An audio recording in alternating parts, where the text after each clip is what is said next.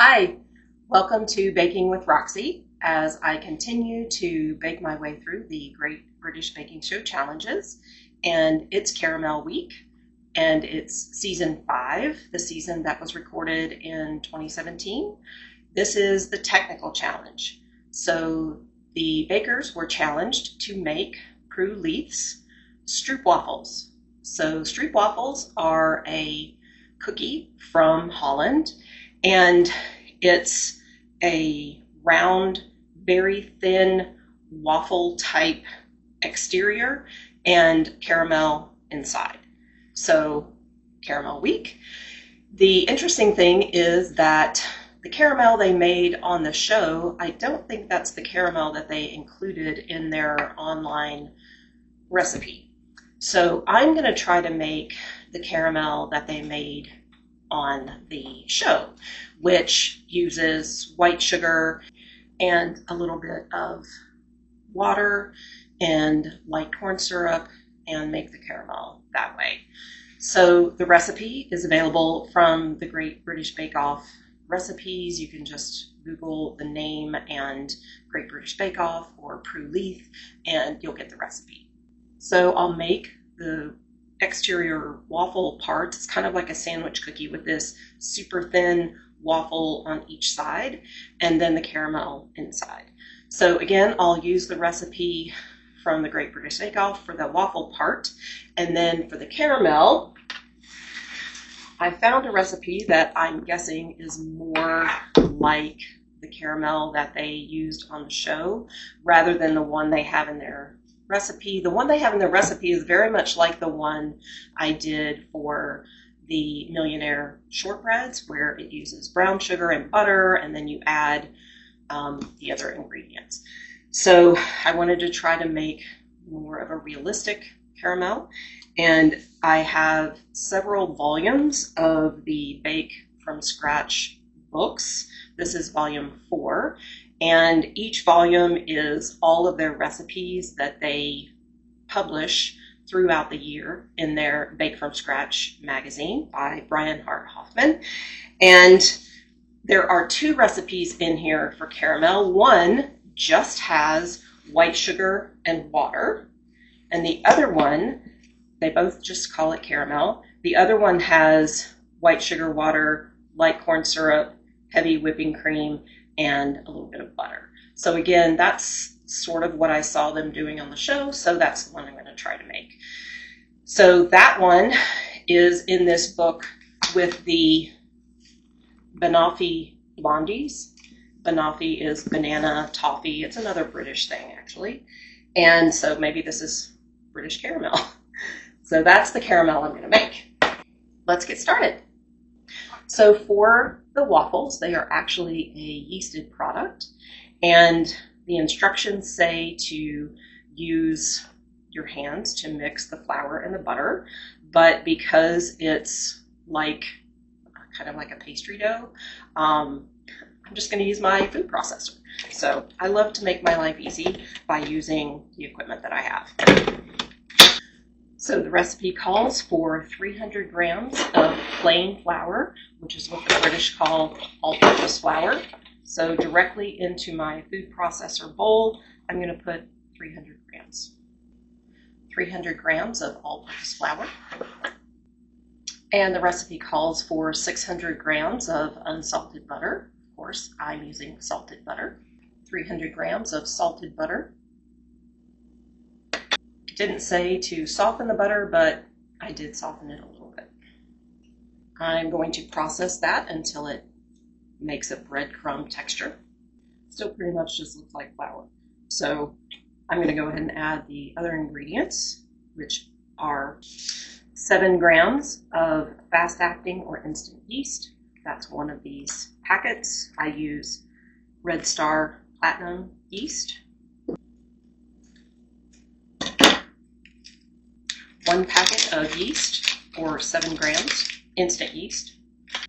It says half a teaspoon of cinnamon, but I really love cinnamon, so I'm putting a whole teaspoon. 1 teaspoon of cinnamon, 65 grams of what the British call caster sugar, which is just a finer grain than our white granulated sugar, so white granulated sugar will work just fine. 65 grams of sugar. I'll process that for a minute. The next ingredient is 65 milliliters of warm water. So I have much more than 65 milliliters here because I can measure 65 milliliters on here, but it won't be very precise. So the nice thing about metric measurements is that 65 milliliters is 65 grams of water or water-like substances. It wouldn't work for heavier or more dense fluids like honey or something like that. So I have warm water that I measured with my instant read thermometer. We want warm water to activate the yeast, but we don't want it too warm that it kills the yeast. So this is 110 degrees, although it's probably started cooling by the time I actually poured in, but not by much. So I'm going to weigh out 65 grams of water. So this temperature, of course, is now down to about 98 degrees. That's okay. I'll blend that until the dough comes together. It hasn't come together, but I also need to add 1 egg. So we'll add that. I think I'll whisk the egg in a bowl and then pour it in. Now, the British podcaster that I've mentioned before that I listened to on the home baking podcast has mentioned several times that the eggs in Britain that are called large are equivalent to US extra large, and most American recipes don't tell you what size eggs, but apparently British ones do. So this one actually says 1 large egg. I can only assume that means British eggs. So I'm going to add just a little bit. I only have large eggs, so I'm going to add just a little bit of carton egg whites to make up the difference, and to add that to my mixture while it's blending, help it go throughout. So 1 large American egg plus probably about a tablespoon of carton egg whites.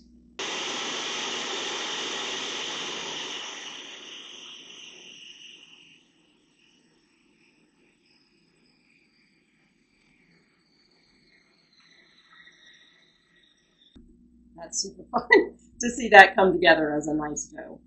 Now I'm supposed to knead the dough for a couple of minutes and then let it sit in a warm place for about 30 minutes to let the yeast activate and the gluten to build up.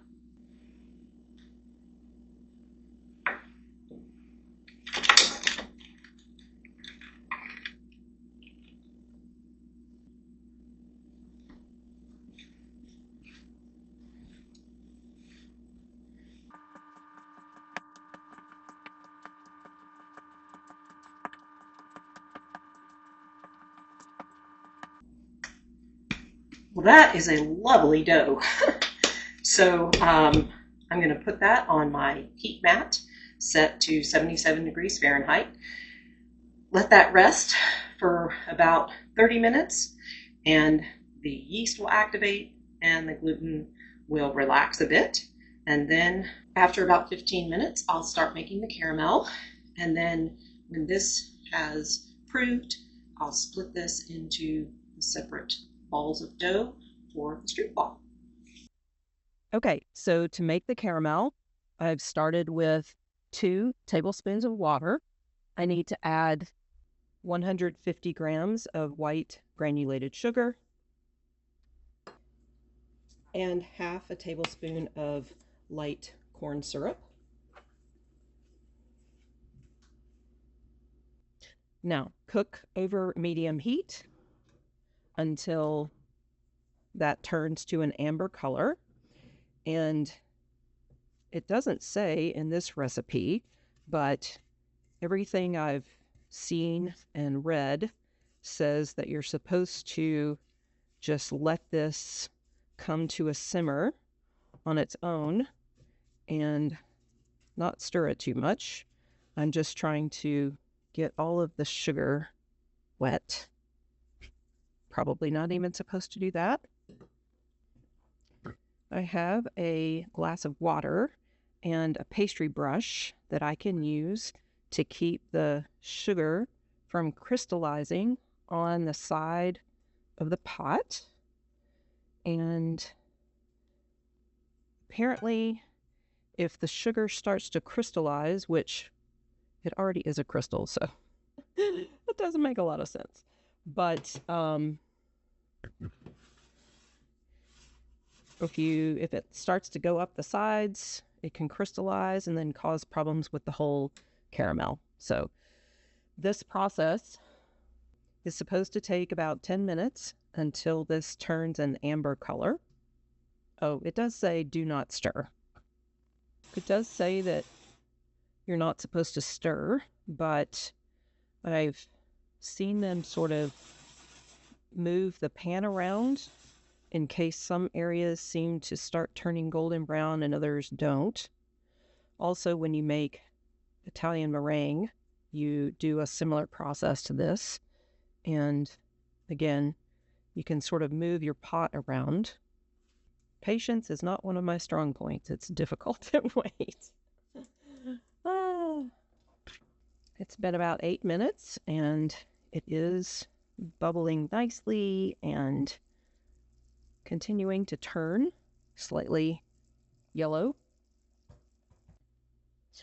Well, it's been over 10 minutes. Maybe I put too much water in, but it's still just a light yellow color. I don't think I can call that amber yet. I have no idea if it's crystallizing. I'll just have to wait. If I have to redo it, I'll redo it. I have plenty of sugar and corn syrup and cream. I do feel like the edges are hardening, so I'm just going to go ahead and take it off and give it a try. Okay, so it says add 1/4 cup of warm, heavy whipping cream and stir. It says it'll bubble and do all of that, so I guess that's okay.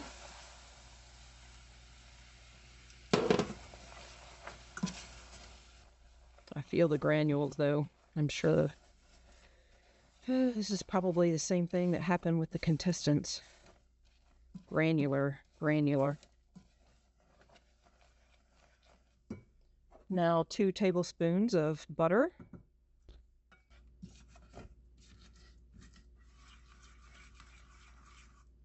Yeah, that is not the color of caramel. Well, it says to put that in a heat-proof bowl. I'll go ahead and do that. And let it cool. I'll clean my pan and try again. Okay, I'm going to try again.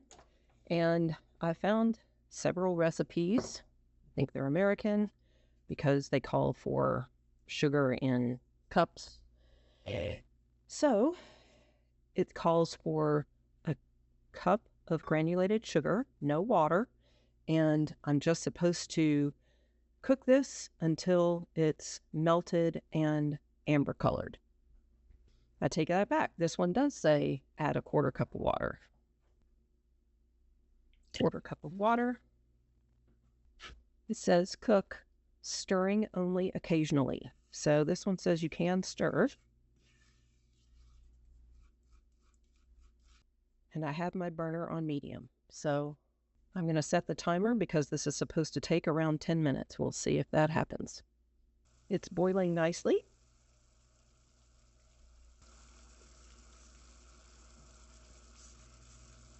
One of the recipes said that I could turn it up to high. I don't think I'm going to go that far, but I did turn it up to medium high.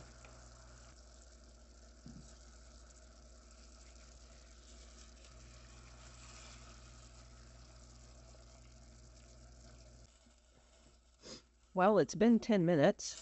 It's definitely not amber color. And I usually think that my stovetop is hotter than other stovetops. But it hasn't seized up yet, so I guess I'll let it keep going. Okay, it is looking a little darker.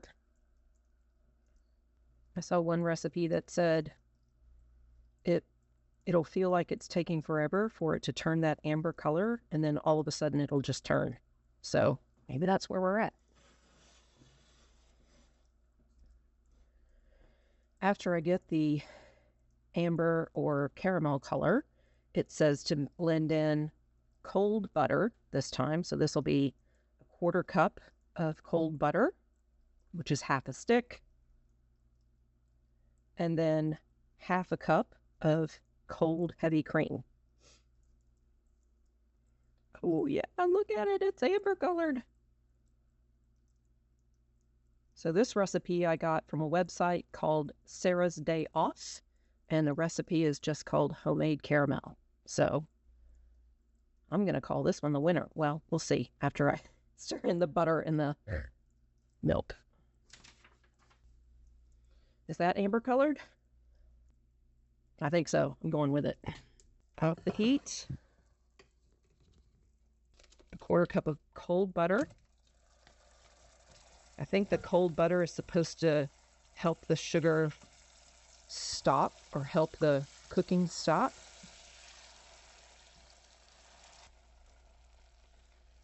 Okay, that's melted. Now, the cold 1/2 cup of heavy cream.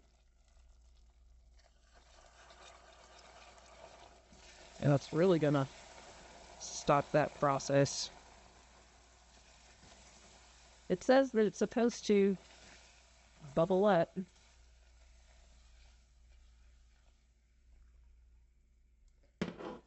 Now that's looking like caramel. Hopefully it's not grainy. It's a little liquidy, but hopefully it will set up. As soon as I can touch it, I'll know if it's grainy or not. Okay, that's completely mixed. Now I pour it into a cold, heat-proof bowl and let it cool completely. If I had known it was going to take this long, I would have started it as soon as I put my dough on the proving mat. I think this is a success. Woohoo! Okay, success with the caramel, and I'm letting that cool. I put it in the refrigerator to help it cool a little faster, but I am ready to start making the Stroopwafel waffles. And one thing I forgot to mention is that I don't have a pizzelle maker, which is basically a small waffle iron with round sections and a very thin waffle, not like the deep structure that we get in sort of other American type waffles. So I didn't want to buy a pizzelle maker, so I bought these real presses, and they are for making paninis. They do have a bit of a texture to them. So the idea that I'm going to give a try is to do these in a cast iron skillet, heat up the skillet, put the dough ball in, press it down with this. They're supposed to cook for just 1 to 2 minutes. They're supposed to be really thin. So we'll see. I don't really know what temperature to set the skillet at, so I'm just going to try medium for the first one. I think there's supposed to be enough dough to have one trial waffle. So with the weight of the dough, I will divide it into 13 and make 13 balls of dough.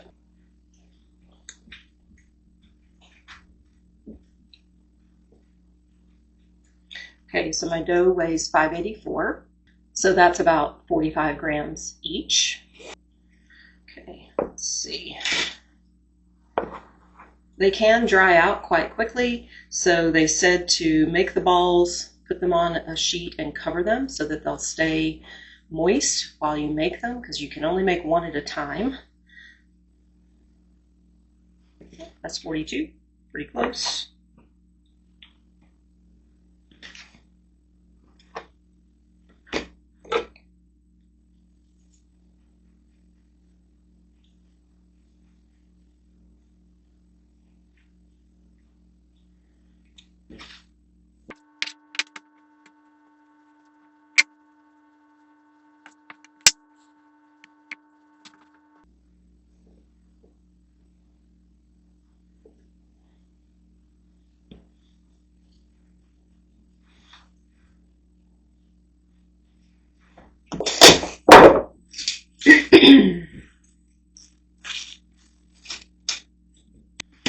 Okay, so that's 13 balls of dough, and now I'm going to go over to the stovetop and make these in a cast iron skillet. So I'm going to heat up the cast iron skillet.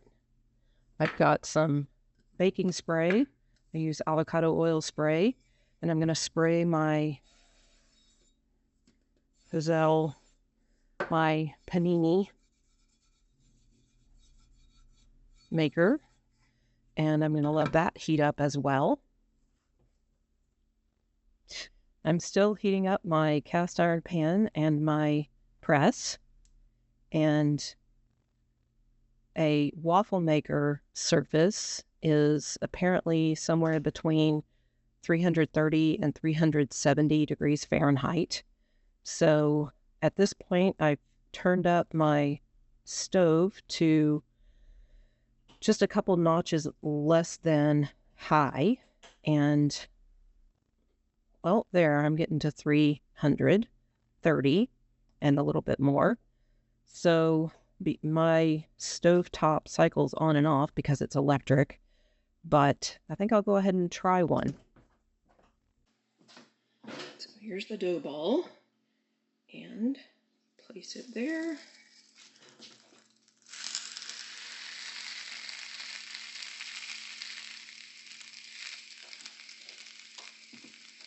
And we'll wait a minute and a half.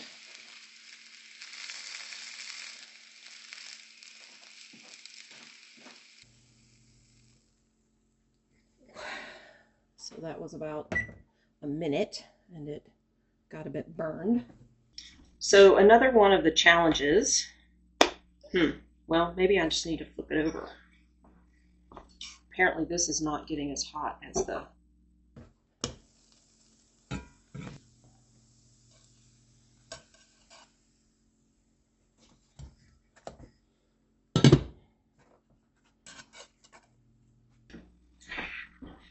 well, that's why you have a trial. Of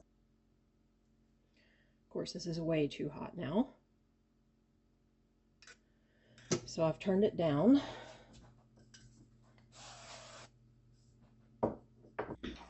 Okay, so a couple more challenges with this technical challenge is that, number one, this is probably a little bit too thick, even still.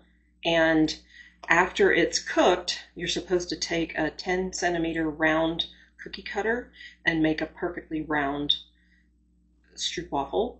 But I'm not going to do that because I just feel like that's going to be a waste for me. And the other thing is, you're very quickly supposed to cut this in half through the two layers.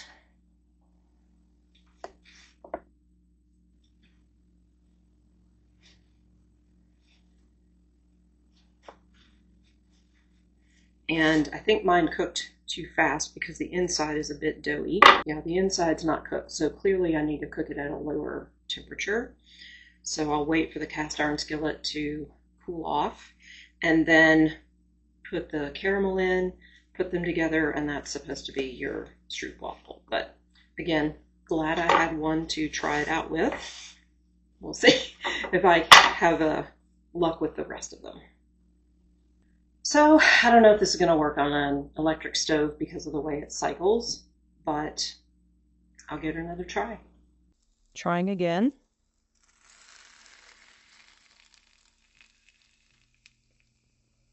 Let it go for 45 seconds. Maybe I'll just turn it off while it's cooking so that it won't cycle on. Okay, so I'm gonna, looks a little better. Flip it over. Try the other side. Forgot to spray the press.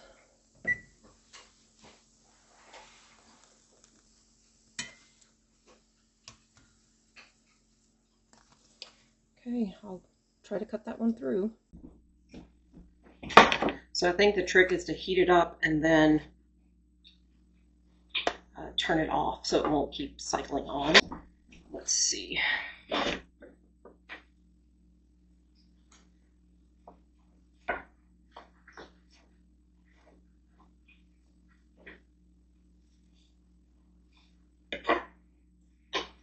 supposed to cut these when they're hot, and it's hard to do because they're hot.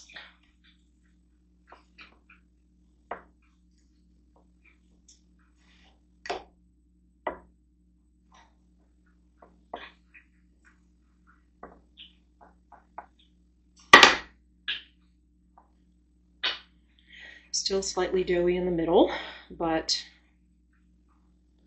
that will work. Okay, trying another one. Okay. Set it on there, turn it off.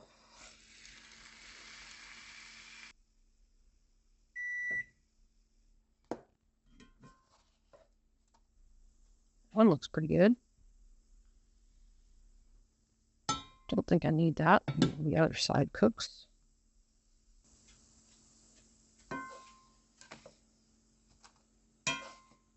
That one looks a little better. I'll go try to cut it. That one looks a lot better. So I think while I'm cutting it, I'll turn that on, get it hot, then put the dough ball on and the press, turn off the stove, and one side kind of looks like a stroopwafel, the other side won't. See if this one cooked this time.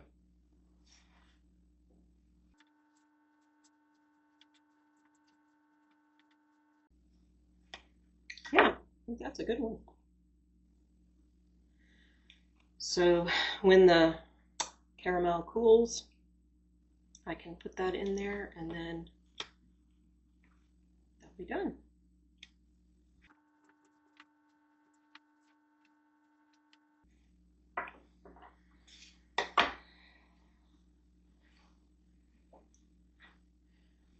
Three down, 9 to go.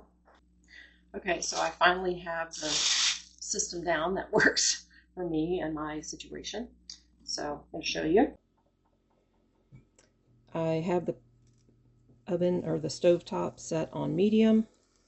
Place that, turn off the stove, press this all the way down, set my timer for 45 seconds.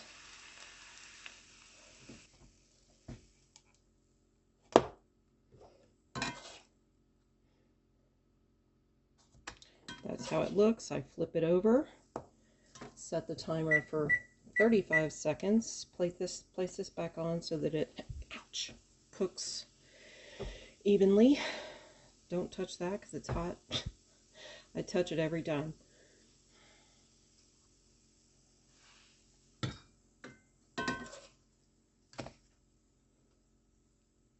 right, and that does it. Heat it up again, spray, put it back on medium. While I cut this one, slice this one horizontally, very sharp knife.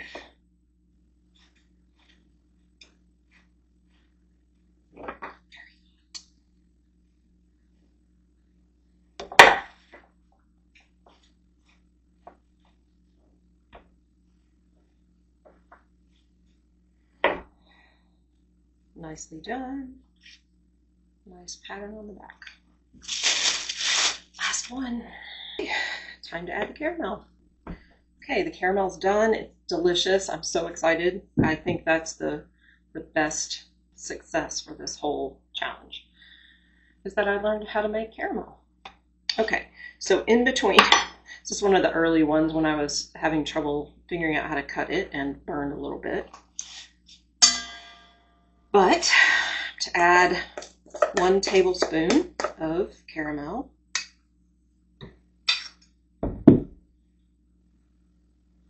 spread it around.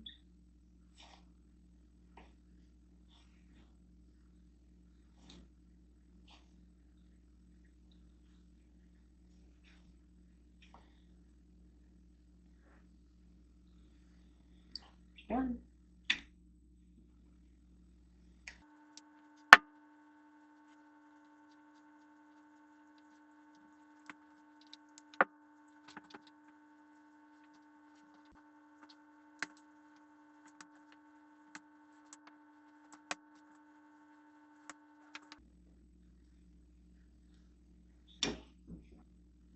Okay, so they are not exactly identical. have different levels of brownness, but we'll check the texture and see if they have the texture that Prue Leaf is looking for. Would you like to try one? I think I would. Okay, so husband Chauncey, and these are Stroopwafels. So the way that Prue checked them, she said they need to be bendy, and when she pulled them apart, she wanted to see the caramel kind of pull apart. Kind of string out. Yeah, they didn't do that. But That's right. Put more in next time. yeah.